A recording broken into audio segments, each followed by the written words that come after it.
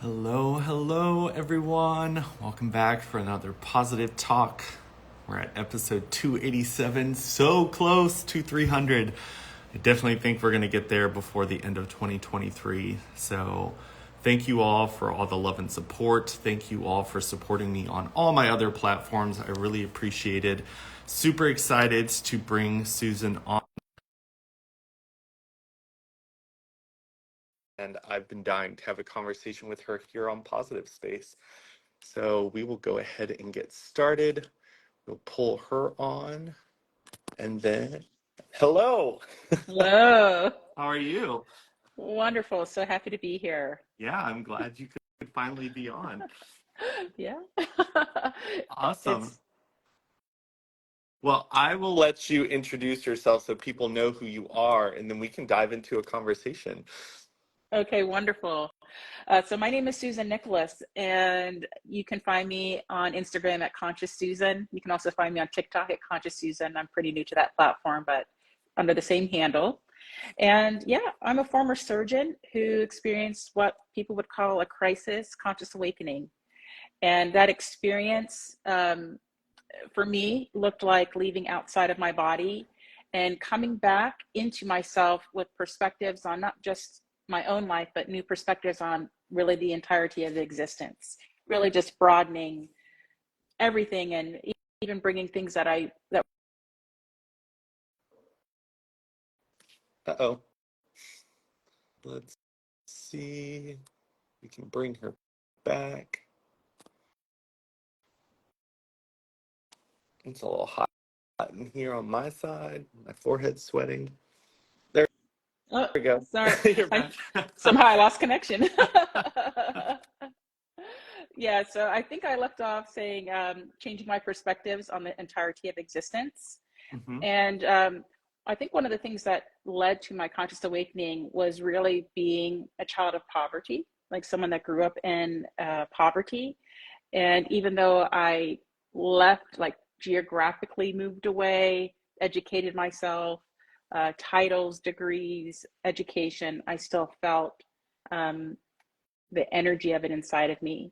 And to me, that looked like not having enough, not being enough. No matter how much I did, I still had that energy, what I call a lack. Yeah. And so that informs much of the work that I do today. Uh, I think you're familiar with my work on the Money Consciousness Show with Lady Garland. I want to give a shout out to that lovely lady. She has been my partner in crime. I love her to the ends of the earth to help me bring this message to a broader audience. I'm also a podcaster. I have the Be Conscious podcast where I speak about really on many topics of emotional, spiritual, and emotional health well-being. And I am an author of 6 books. The Duality of Being is my first title, and I'm also the author of a children's book series, really to begin this transformation of energy, if you will, or this inward journey from childhood. Because I have found that in my energy healing practice and in my works that most of what ails us in life, we can find some point in our childhood where that originated. Yeah. And so, yeah, I said, why not, transform a generation? And, I'm a parent, be a more conscious parent and be able to share those learnings with those that are really seeking something deeper. I just feel like, Drummond, this whole culture of just like this fast, these blips and these tips and this low, oh, how do I say it, like attention span. Hmm. uh, it's not allowing us to go deeper. And I believe that we are at a threshold for humanity where there is so much pain and suffering that persists despite all that we are doing. Despite technology and how connected we are, we still feel very alone. That there's a hunger for a deeper conversation, and so that's what I'm willing to have, and I hope we have today. Yeah. And that's one thing that I really pulled from my positive talks was there are so many people who want that type of conversation. There are so many people that I've had on my positive talk where they're like, you're the first person that's gone that deep with me before. And I'm like, that was just an hour on a live. Like, imagine being in person and getting What to we like could do. sit down and have those conversations. And there are a few friends that do have those types of conversations with me, but I found them so meaningful that when I'm in spaces where that's not in existence, I feel like the space is just like shallow. Yeah, It's yeah, non-existent. It's I exactly. don't want to I be a love part that word. of it. Yeah, yeah, it's like, words that say nothing, or talking without any meaning or without any depth. I think once you begin to have the deeper conversations and you're really seeking it, then that's intolerable. It's just noise and nonsense. And I feel like there are very few people, I would imagine that most individual people, whether they're on a spiritual journey or not, may be able to count on one finger someone that they can have a deep, really meaningful, soulful conversation with without judgment, without judgment. Yeah. And I think you and I, coming on this platform, hopefully will show individuals like that they can have a deeper conversation with people that are open and willing to hear it and that are willing to have it. How many of us just walk around and says, "How are you?" And they go, "We're fine," but we're really not. And I Hmm. think we say that we're fine because we recognize that it's just so much deeper. It's like there's so much, and I feel like I'm going to overwhelm you with what's happening inside of me. And so we just say we're fine. We're fine, we're fine. We hear that all the time. But to me, that's where that energetic disconnect or that misalignment comes in, because we say one thing and we feel something very different. And to me, that is the hallmark of like life. We have all these thoughts going on in our brains. We have all these feelings emanating from inside of us, and there's an incongruency or misalignment, and we wonder why our lives look like chaos. Yeah, there have been so many times where people give me an answer of what they're feeling, and I go, explain that to me. Like, so often, I think we share a word that we think is universally understood, and we just assume that's going to be enough. It's like, I'm fine. Well, what does fine mean to you? And they're like, whoa, like I was not expecting that response. And then they're like, I don't know. And I'm like, your response is you're fine, but you don't know what fine means. Mm-hmm. And then you start having a conversation and they're like, well, I'm not really fine. Like Right, I'm right. worried a Mm-hmm. lot. I'm Mm-hmm. struggling with this. And I'm like, so why'd you answer fine? And it's like you said, it's kind of like a weight we're scared to give and put on someone Yes. else because like we said, most people aren't there to have that type of conversation.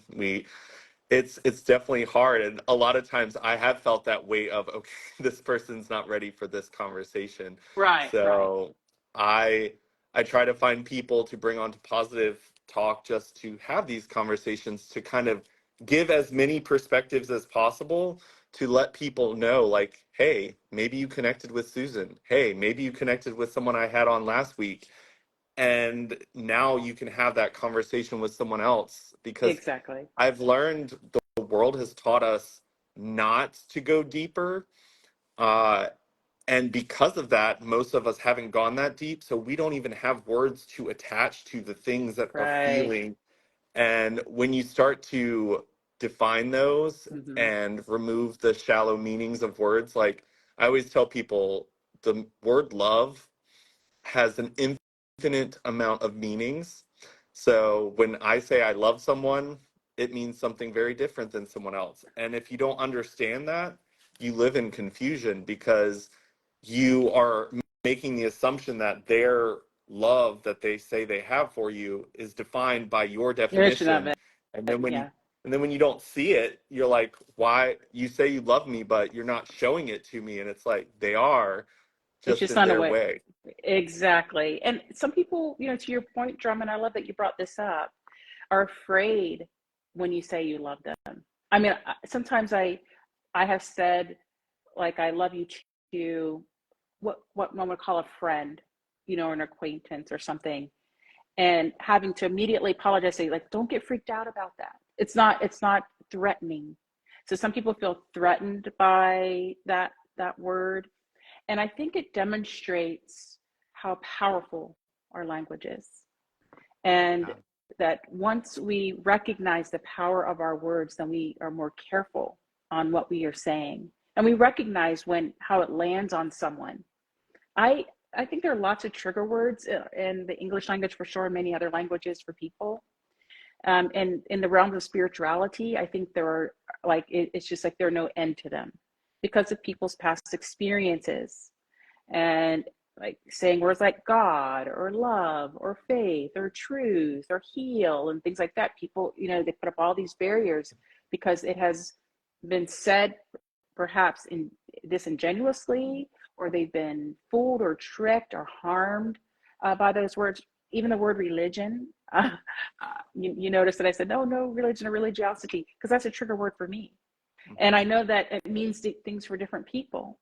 And people can easily have their sensibilities or their egos or their souls bruised when you speak in ways that are incongruent with what their experience has been. Yeah. And so, yeah, I love it. I always remind people, when I have conversations with them, is that their words matter. Their thoughts and ideas, they matter, because at the very core of all of those things are energy, the vibration that we're emanating. So when we talk about love or hate, that's a vibe. We feel that. That's something that is felt. It's intangible, and we know it to be true. Like each of us in some capacity has felt love, or perhaps we know what it is not to be loved, right? We have felt that energy within us. And so it is real for us, even though it's intangible. And we talk about having a vibe or a connection. What is all that? Striking a chord or resonating. It's all about frequency. It's about energy. And it's about what you are putting out and then what you are receiving and how you're receiving it. And when there's something doesn't feel right with either the vibe that you're putting out, you're like, am I like repelling people? Am I repelling money? What am I doing? That these things seem not to come to me or are available to me. We begin to examine like the energy that we're putting out, right? Or on the other side of it, if you feel like somehow you're attracting what you don't want, you're like, how am I attracting those kind of people or this kind of work or this kind of, and you're like, what am I doing? Like, what is it about me that this is coming to me? And we recognize how powerful we are. We begin to recognize how powerful we are as beings of, I believe we are first energetic beings. We are souls, spirits, more trigger words for people. We are a life force, an essence, whatever you want to call it, that's in an embodiment. Yeah. And how does that essence of us, soul of us, that life force of us communicate with the physicalness of us? Because we know that there's a separation, right? Because when we die, the body remains. But we say, what? That person's no longer there. What's no longer there? Their consciousness, their soul, their spirit, their energy, their life force, their spirit, whatever you want to call it, that has left the body. So let's just go back a few and say, well, obviously that was within the body at some point, or for many years walking the planet. It is the force that animates us, that allows us to have movement and what you would say consciousness or sentience in this body, to have feelings. That's that energy of us, that life force. And so we recognize that it's almost like the end all be all. Without it, we kind of just go back to some very basic, carbon atoms. We disintegrate back into the earth. Yep. So the life force is what's keeping us. It's allowing us to have this conversation. Perhaps it's speaking through us. And so the idea is, do we honor that? Some people have, I would put it this way, Drummond, they are either aware or they are unknown to themselves. Like that spirit part of them has been shut off for so long that they don't even know who they are. And they label themselves by the physical world. I am whatever, a doctor, I am a author, by these maybe attributes or things that they do. But if you said, well, don't put gender, don't put race, these are all human constructs. Yeah. What are you, right? And I come down to, I'm, a spirit, I'm a life force having an embodied experience on the planet at the very least. And if we can come down to something like that, we recognize that we're all doing the same thing. We're all embodied spirits having a human experience. And now we recognize, if that is the only thing that we can find that we're connected, that is a huge connection that we have to the rest of humanity. That we're kind of really all doing the same thing. Yeah, we may look different, we may speak differently, we may have different backgrounds, different physical traits, different beliefs, different ideas. But really, I believe if anything creates the chasm between all these embodied life forces, is their belief systems. And what are beliefs? They're energy. It's a vibration. It's something, no one can put their finger on it. We can't build a belief, and with physical things, but it's something that's very real for us. And that we carry, I believe, in our life force. So when the body dies and my carcass lie there, we don't say, oh yeah, that's where that belief is. Oh, there's that belief. No, it went with me, that's part of my energetic self. Yeah. And so I believe that we need to come back home, begin taking that journey back to self, that inner journey. Maybe I call it the alchemist journey, where truly the magic in it is in the unfolding of your life, the life that this life force, and how it's, I guess, propagating and acting and doing on the planet. Yeah. It's interesting because not everyone is in tune with like the energy that they're admitting and the people around them are admitting. And I've talked to Garland about how when her and I had conversations that I felt like our energies were dancing in a way that I hadn't felt with a lot of different people, where it was like we were just kind of intertwining and just perfectly in sync with one another in conversation. And it's so interesting when I point that out to people who are not energy readers, who are not that attuned to their energy that they're putting out or receiving from others. And a lot of times people are very convinced that they can say something into existence, just be like, Speak no, it. I'm Yeah, I'm happy. you're right. And I'm like, your energy is saying anything but that. Like you sucked all the happy energy out of the room when you walked in. You are not happy. Explain.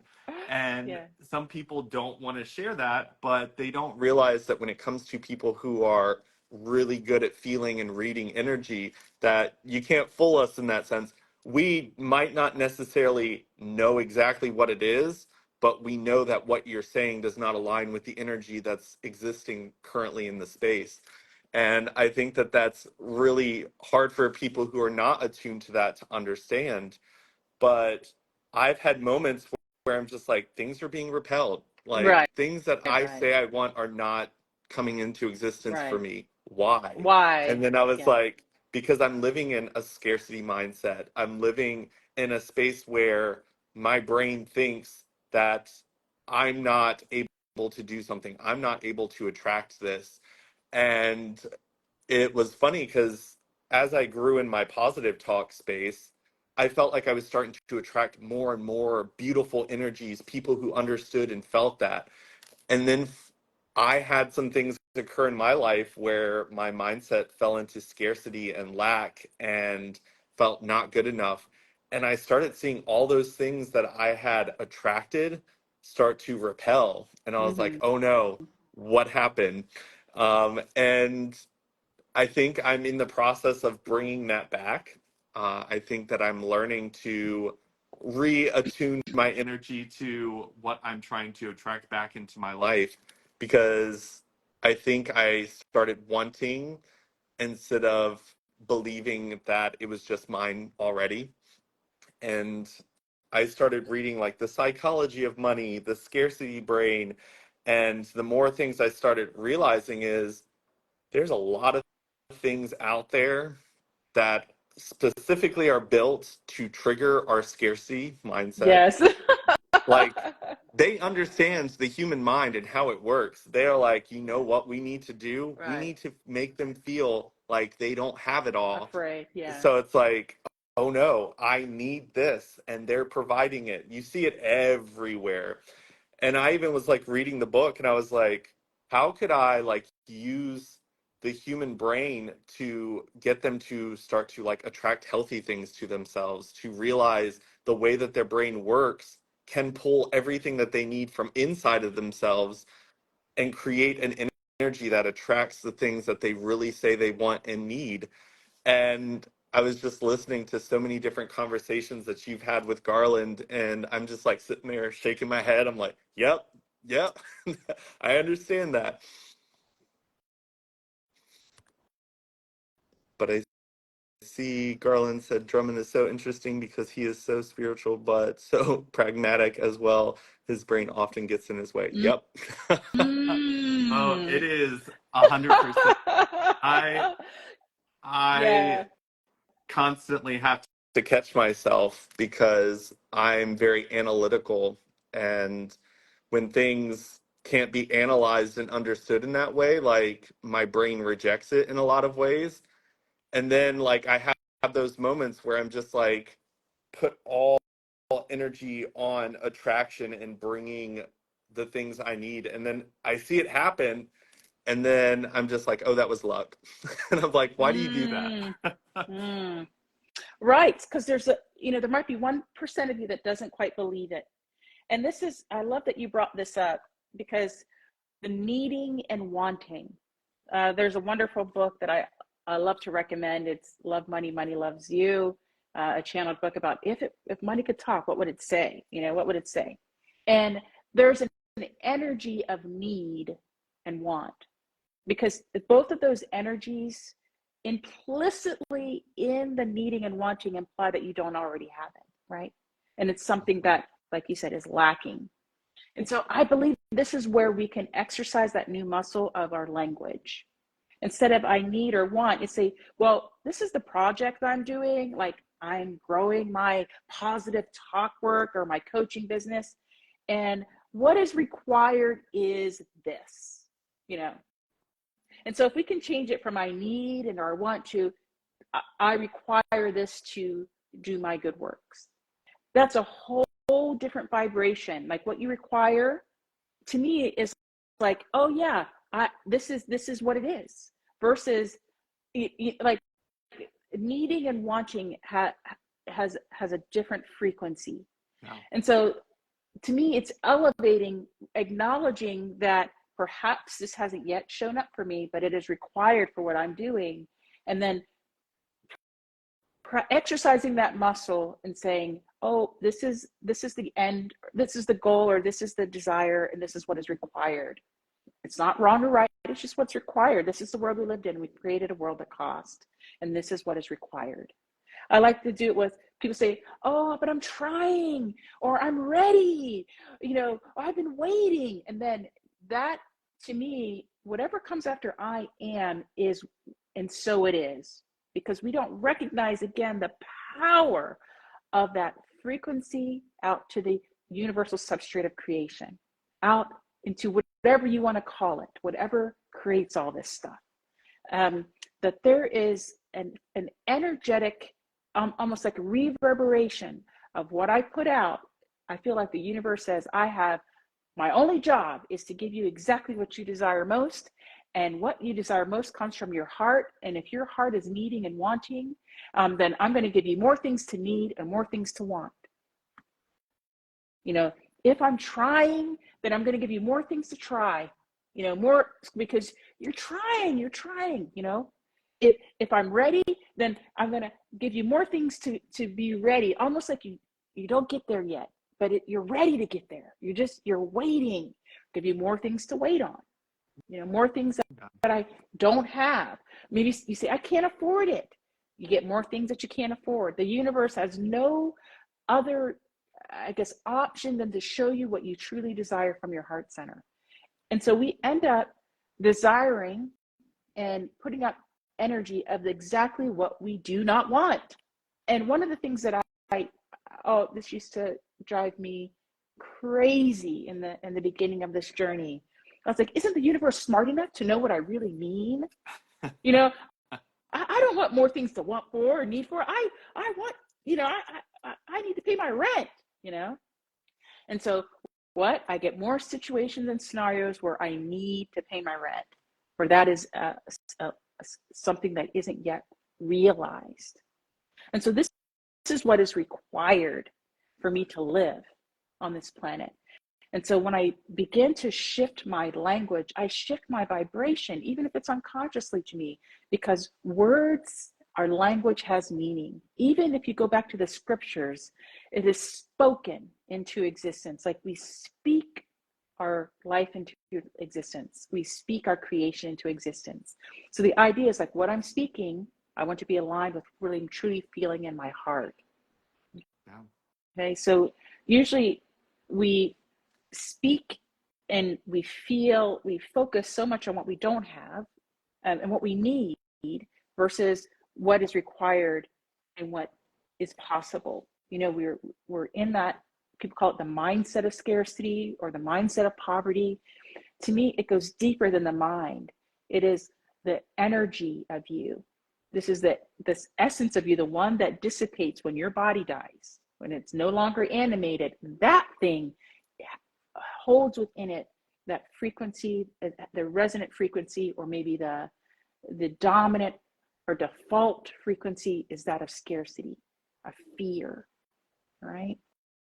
And I believe we are here. One of the main reasons is to overcome fears that are within our energetic matrix, to transform them. And so the idea is we learn all sorts of things in this world, in school, in our trades, in our experiences. But what I believe we have not learned well is how to transform the feelings that are emanating within us, transform the energies that are no longer serving us. And this is the work that I do with Lady Garland. It's like, let's bring attention to check your vibe, check your vibration, because that tells all. You may act a certain way, you may dress a certain way, you may put all your filters on and say certain, but what really matters is how you're feeling inside. And people pick up on that. How many of us can walk into a room and say, oh, I could cut the tension with a knife? Or, oh, there's grief, heavy grieving. Oh man, that everybody was popping. I was so joyful. There was so much love in the room, right? Because we impart our energy into everything and all the spaces and all the things that we interact with. It's infused with it, with our energy. As you know, I am an energy healer. I have the capacity to move and transform energies. And when people come into my space, into my home, they're left with an overwhelming sense of calm. They're like, I just let everything, it just feels so soothing. Now, if I were a chaotic, disorganized, overwhelmed, they wouldn't have that feeling. They'd be like, oh, this place is, they can feel like I got to get out of here. Yeah. But instead, they're left with an overwhelming sense of calm. Every time, it's the same thing. I just feel so calm. I feel good. That's when I do my energy healing. I say, how do you feel right now? They say, I feel so relaxed. I feel so calm. I feel held. I feel loved. That is the energy that from me to you, that's that transfer, and it is felt, and it can be transformative. I think anything that you do, whether it's open an email or a piece of mail or return a text or a direct message or however you're communicating, working, doing in life, check your vibration. How many people can feel tension in an email? They're like, oh, that, something's not right. Like they can feel it in some written words on an electronic interface because there was an energy that went into that. Some people feel grace, or they feel like, oh, that was so beautiful, right? It's still the same words on a screen, but how do you come away with the energy of it? Or even we go as far as say the intention of it, because we cannot hide what we truly feel. and we truly impart our vibration on everything and everyone around us. Yeah. Even if I were saying these words and I said, "Oh, Garland, thanks for having me," but inside I was like, "I hate this guy," it's going to come out. It's going to, you're going to be like, I'm not, but even if I said, when I'm saying something that doesn't match my inner, it can be felt. It's known to us. We talked about love earlier. How many of us have heard or said the word love when we didn't mean it? And then what about being on the receiving end of those words where someone says, "I love you," and we're like, it doesn't feel like love to me. It doesn't feel, because what we're looking for in all of life, I believe, Drummond, is the feel. We're looking for the feel of it. So when we're desiring things, I believe one of the keys in this transformation is to imagine what it feels like to have that. So what I want, money for my business. Let's say that's what I want. I want to grow my business. That's what I want. I want to grow my business. What would that feel like? What's required to grow my business? And so I can go into my daydream state, like go into my imagination, go into myself and just imagine how amazing that is, and hold that vibration. That's the one, right? What does it feel like when all your needs are met? What does your ideal life feel like to you? When you put up your vision board, imagine how that would feel to whatever. Maybe I want to have a boat or this house or this car. What's it going to feel like to wear that watch or those beautiful clothes, or to eat those delicious meals? Tune into that, because that is energy, and that is what you are communicating. And so when you say yes to that, if I'm driving down the road and I see this beautiful home and I think to myself, "Oh, only rich people, that's not for me," then so it is. But if I go past that home and I say, "That's for me, look how beautiful it is," and you just can't, you're just gushing over it, then it's a possibility for you. It's in your realm of possibilities. But most of us go into this unconscious programming and we see something that's out of our experience and we assume that's for somebody else, that somehow they deserve it, they're better in some way than you, and so that's for them, and I just better keep on driving, or keep on going, just past that opportunity. But I've been in the car with my family, with my parents, with family members, going through beautiful neighborhoods, and I hear the generational stuff. I've heard my father say, "Oh, we'll never have a house like that." And my question is, why not? Because it's a belief. It's a belief system that is very, very deeply held, generationally held. And I say, "Well, Dad, why not? I don't believe that." So it's with me that belief has the opportunity to shift and change. I don't think I'm any less than anybody else. Why not? The only reason is because we don't believe it's possible for us. It runs so incredibly deep. Even things like, I'll just give you another tangible example of beliefs. My father, for example, believes that he cannot swim.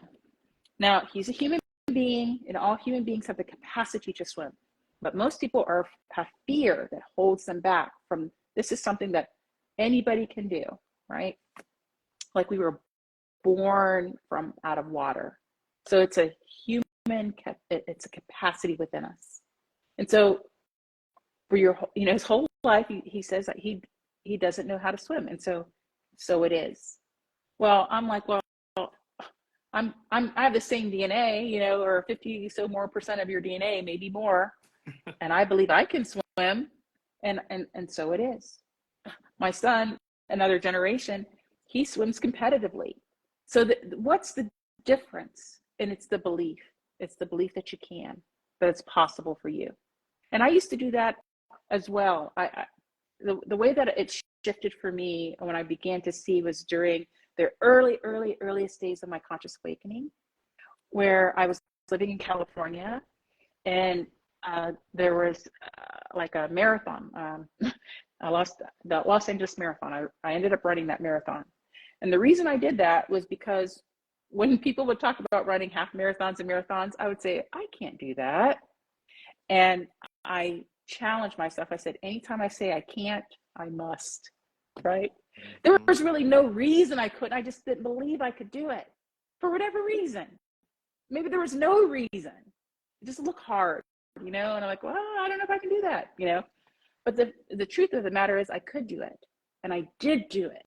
I ran many half marathons, and I ran the marathon, and I was like, firstly, that's pretty hard stuff. I'm going to admit it, you know, but it taught me never to say that I can't, because, and so it is. And so maybe there's something that I don't want to do, but I don't say that I can't do it. I just say, oh, I choose not. Yeah. Not that it's impossible, you know, I just choose not to do that, you know?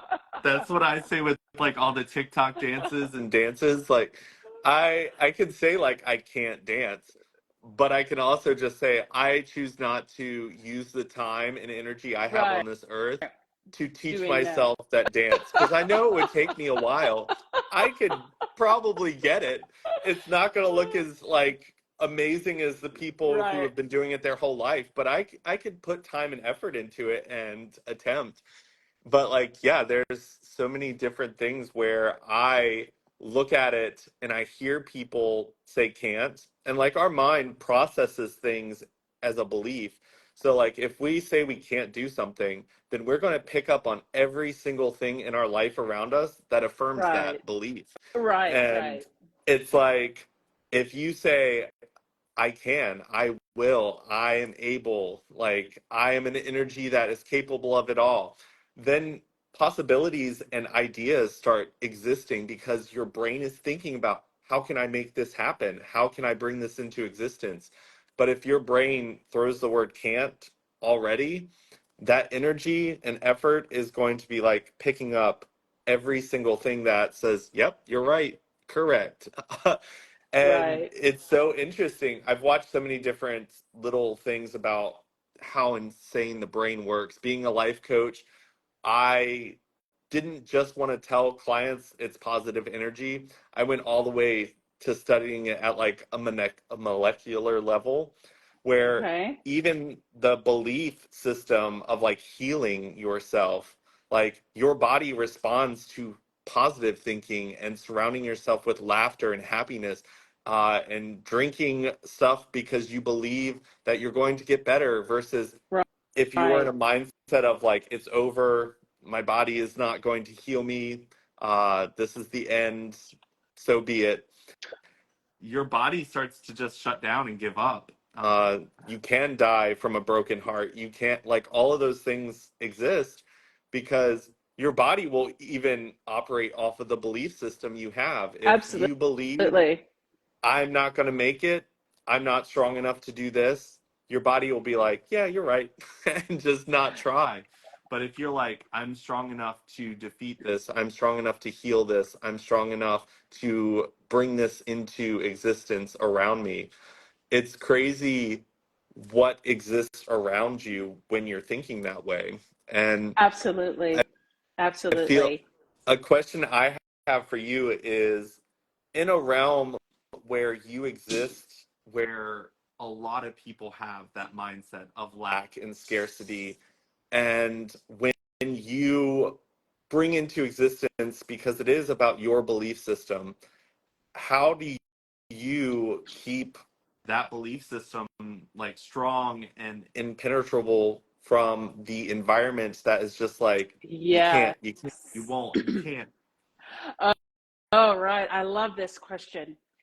And I like to bring it down to something that we hear a lot, let's say with mental, I'd say health, well-being, where someone says, is it you that is stupid, or did you do something stupid? So there's a separation between you and the circumstance. Yeah. And this is how I come out with this poverty thing.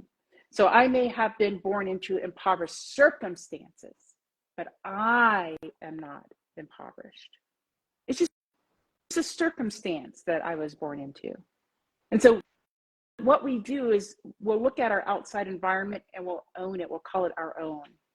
So it might be a blighted, circumstance of deprivation, and then somehow then we tell ourselves a story, which I call it's an insidious lie, that it must mean something. And I believe the meaning anything has at all, Drummond, is the meaning that we give to it, that we assign to it. So if I grow up in an impoverished circumstance and I tell myself, thus I am poor, or I'm not good enough, or good things don't happen to people like me, or it's my skin, that's what it is, or my hair, or whatever, my education, then so it is. So it is. That's what you believe. Now, some people like myself will come up into the same circumstances and say, wait a second, it doesn't have to be this way. How can I change it? And those people somehow get out of poverty. But you know what? Let me say this about the poverty situation, because it's something that is near and dear to my heart, that I'm intimately familiar with. I have many family members that still exist in that state. It is the poverty situation isn't like, let me give you another example that I think would be very, very difficult to come out of. Let's say an addictive state. Let's say I'm addicted to drugs, or I'm addicted to something. And I have a period of time where I'm in that circumstance, and then I'm not in it. Like I can, let's say, be sober or overcome my addiction or something like that. Or I can even remember a time before I was addicted, right? I'd say, oh yeah, and then when I was 16, I started doing this and I became addicted, right? So we can have a memory of a time when you weren't, and then a time of the addiction, and perhaps a time after. Well, poverty is like a fish in water. It's all around you. That's how you were born into it. And in those type of circumstances, it's like, it's like telling a fish or explaining to a fish what it's like to be out of water. Because that's the milieu, that's the circumstance, that's your family, that's your community, that's a society, that's how you've walked through all of life, is in these circumstances. Some people have never left their neighborhood or where they were born. They can see where they were born, and they live like that their entire lives. And so in their mind, they can't see outside of it. It could just be another block away. It could be another town away, whatever, state away.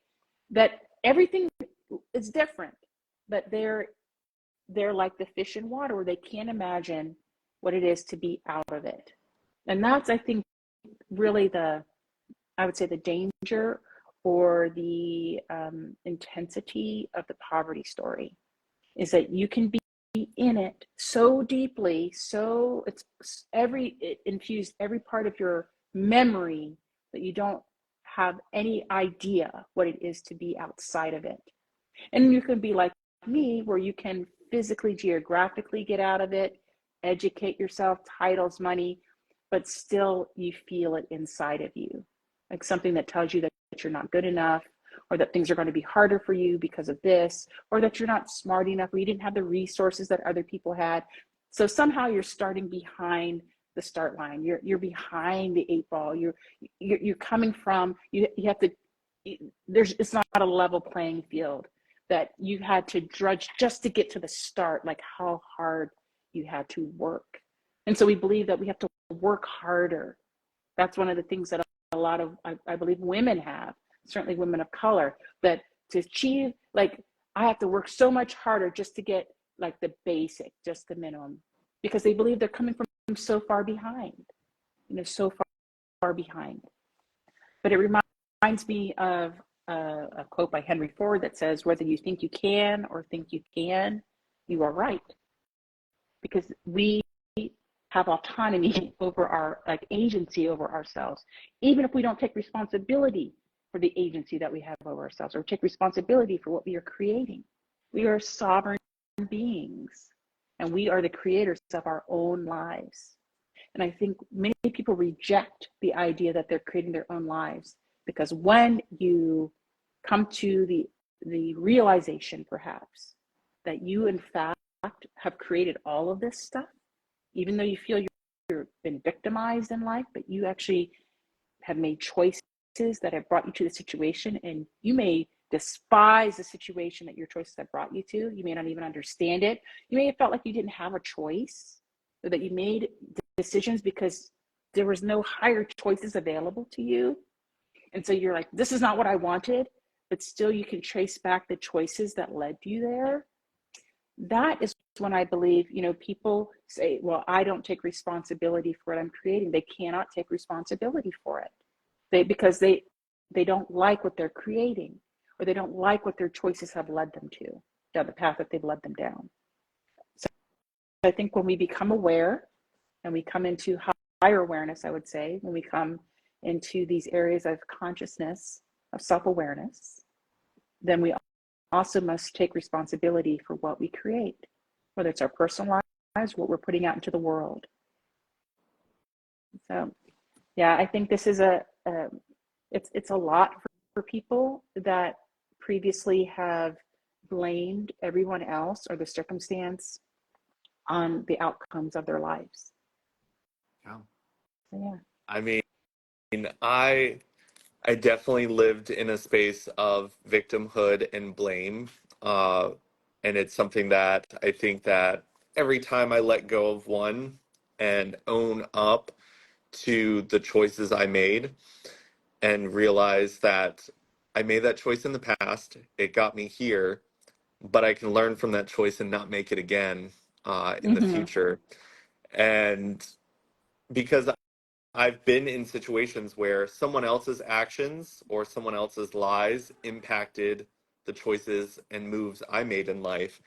And I was like, I made these choices based upon your lie. It's your fault that I'm here right now. Uh, and when I realized it was also a choice of mine to let something that my existence, my growth, I chose to trust someone and allow something I created to exist on a pillar that needed their truth to Right, exist for right. it to not fall apart. And I was like, okay, so my new choice is to make sure that I create a foundation that can hold up when things don't go as planned, when choices are made and lies are told, that I know that still my choices, and own up to that moment and just be like, you know what? In the future, when I build something, I will make sure that it requires me. And yeah, you can't not trust anyone ever again. That's also a choice. That also leaves you in a space where maybe they have what you require, and you can't live in a space where it's only me, shut everyone out, because that's another choice of believing that everyone's evil, that everyone Right. is out to Of get you. mistrust. And I was just like, okay, I just need to make sure when I make choices that most of it's me. And if someone else's journey takes them in a different direction, it doesn't destroy me and what I'm trying to build. And I've also done so many things where I'm like, I'm going to help you, and I'm going to help you with the thoughts, and I love this. Val taught me where it's like we have these like invisible contracts with people where it's like, because I helped you in the future, you'll help me. Right. That's Because a I helped you in the yeah. future, and then the time comes where like I really could use your help and they're nowhere to be found. Yeah. And then I sit there and I'm like, I put time and energy into your project. I put time and energy into this project. I didn't put any time and energy into my project and myself, because I was in the mindset that I needed them. So I gave to them because I felt like in the future I was going to need them, but I Right, never gave right. to myself. And I was like bitter towards them for not providing when I Right, asked for help. right, right. But you have to be aware and also just realize those that you help may not be able to help you the way you need to be helped later in Right, life. right. Right. And Or like you said, it's a contract that almost unspoken. Like you said, well, I'm Yeah. going to do this because I'm going to get something in return, but they didn't agree to that. You know, Yeah. maybe like you said, maybe they can't. But also it's kind of like, I want to go back to something you said about someone lies to me and then I do or something on based on the lie. But your choice is to believe it, right? So if someone says something that even if it was an unconscious choice, you made the choice to believe it, and then you made the choice to act in some certain way. Mhm. So that's where the ownership comes up. It's like, well, Jesus, you know, I didn't, but so maybe before you didn't realize you're being lied to, but now you do. And so you have the power to change that. The same thing, we choose who we're in a relationship with. I mean, maybe there was a time when there were shotgun weddings and you had to be put together for some reason. But most of us choose our friends, you know, we choose our lovers, you know, our partners, we choose the jobs that we take, the ones that we don't. Those are choices we make. And perhaps those choices don't result in what we imagine them, but we have to own the fact that we made the choice. You know, I made the choice, even if we thought it was for a really good reason. That it may turn out it's like getting into a bad loan. It's like you get into that situation because you're like, well, what choice do I have? And then it ends up just being disastrous.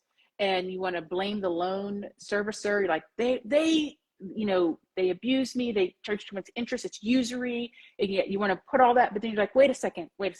No one put a gun to my head and told me to go take this loan out. Like I had to do it. And then that's all the consequences. No, I like went there myself.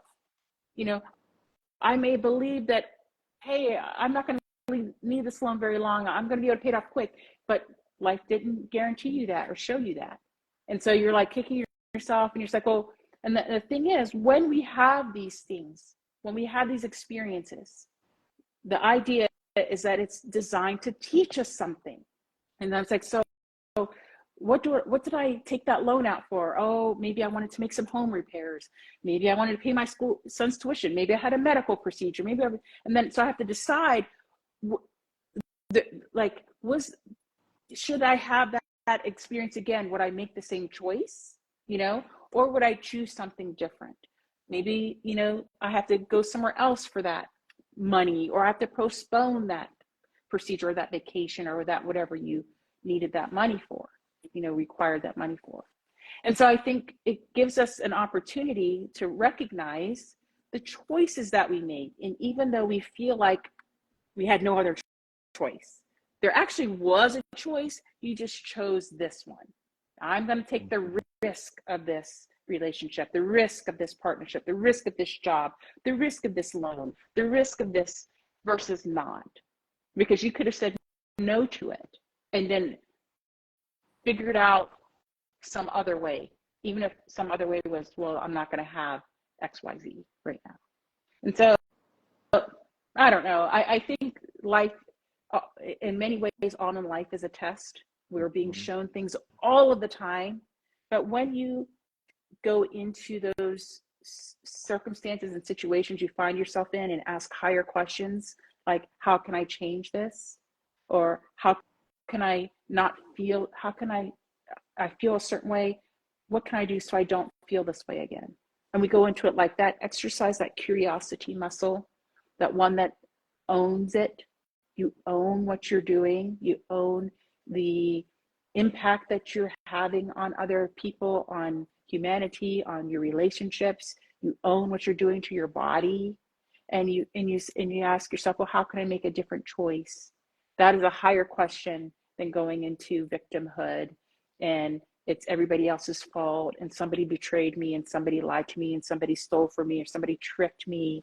Like it, because that is pushing it out to everybody else and you not owning the choices that you have made, which have created your current reality. You know, I like to think about it that we are, you know, when we were at the movie theater, I love using this projector because I think most people can get it. What if you are the star of the show? You are sitting back and you're watching the movie of Drummond, you know, 2023, and you're like, and you don't like what you're seeing. What are you going to do? You know, and when I say that is projected out in front of you, to me, that is your reality. It's projected all around you. And if you're not liking what you're seeing and what you're experiencing, what has to change? Yeah, we could probably cut things up, take down some walls, change our outfits, cut our hair, get some plastic surgery. But to me, that's all outside. Yeah, we can take it from that aspect, or we can change what's being projected onto the screen in the first place. We can change the film. And to me, what is being projected out, that light that allows that image to come out, is coming from your heart. And what we can change is what is going on inside of us from our heart center. Because what we truly believe, what we truly feel, it doesn't matter what we say, it doesn't matter what we're thinking or our strategy, but it's like we got to, really hone into those feelings, like pay attention to what we're feeling. That is what's being projected out. That is your life. And so when you have these ups and downs, and I have it too, we all do, because there's this whole spectrum of emotion, of feelings that we can feel, of vibrations. And in our human bodies, we're capable of feeling all of it. We just don't have to feel the lowest part of it all the time. We can really raise our default frequency. So from it being, we talked about being fine, when we feel horrible, when we feel lacking, when we feel depressed, when we feel pain, when we feel sadness, when we feel depression, when we feel lack, when we feel guilt, when we feel greed, when we feel anxious, fear. Instead of that being your default frequency, could we raise it up to, my default frequency is maybe a form of acceptance or curiosity, or my default frequency is an energy of forgiveness or thankfulness? Could that be our default? Yeah, we're going to dip down and have grief sometime, but we still come back up to, yes, but I'm calm, I'm grateful, I'm forgiving, I'm a loving person. Yeah, we're going to have anger, things that are frustrating for us, things that are confusing. We're going to dip down, but we're going to also go up to love. We're going to go up to joy. We're going to go to bliss, times of enlightenment. We're going to experience all of it, but what is your default frequency? Mine used to be shame. It used to be depression and sadness, where I didn't want to exist. That was my default. Yeah, I'd have moments of happiness and joy, but I'd come right back down to that depressive state. So ask yourself, what is your default frequency? When nobody's looking, when something exciting isn't happening, when the worst thing in the world isn't happening, where are you sitting? Like, where is your default resonance? What is your vibe? What vibe do you give off? Some people are angry all the time. We kind of make fun of it, or curmudgeon, or whatever. Or some people are self-deprecating, that they're always putting themselves down. Or some people are, cynics, or people are stoic, like they don't show any emotion. And it's like, so where are you? Where's your default frequency? And we know people that sometimes they're annoying, but they're always happy, like a dog or something. And you're just like, when I used to believe that couldn't be, like, I didn't trust people that were just like bright and bubbly and happy. I'm like, they're faking, like it's not real. And I wouldn't trust it because I didn't know how to be like that. I didn't, people that were calm, I was like, yeah, I bet they're like going, behind bars, but they come out like calm, because I didn't believe that you could be like that, And so, but now I recognize that it's possible, but we have to learn, we have to tame the mind, we have to learn how to tame the mind. We have to take ownership of the power within us. We have to take ownership of our thoughts and our beliefs, that's energy. We have to take ownership of the language that we speak that carries a vibration. And we have to really hone into the feelings that are emanating from us, because they are most powerful of all, and they infuse everything and everyone around us. Yeah, when you were giving like the projection idea, I just wanted to be like, I would scream plot twist and just like shift everything and be like, I don't like what I'm seeing, so it's being cut and we're changing everything. We're going for a plot twist. But I see that we've gotten to the end of the hour, so I just want to say thank you so much for coming on here. I really enjoyed all the wisdom that you shared in this live, and I will give the floor to you for you to like let us know how we can support you and what types of things you've got going on that we can kind of look out for. Wonderful. Yeah, so join me. I think Lady Garland pinned my website, www.susannicholas.org. You can find about all my energy healing services. I have a podcast on anywhere you listen to your podcast. It's called the Be Conscious Podcast. You can find me on Clubhouse on Wednesdays at 7 a.m. Pacific, 10 a.m. Eastern Time for the Money Consciousness Show. If you have issues, or I would say if you're looking to transform your money story, I think we all have a little bit of that. Money's intertwined with just about everything in life. You can find my books on Amazon, any Barnes & Noble, anywhere that on your online book sale retailers. You can find books, my children's books and my adult book, which is The Duality of Being, Perspectives from Multidimensional Travel. And I also work one-on-one, my coaching services, but you can also find that at www.susannicholas.org. Awesome. Well, you have a good rest of your day, and I will definitely be looking out for all the things that you do in the future. Thank you. Likewise. Thank you, Jarman. This has been wonderful. I appreciate you. Yep. Bye. Bye-bye.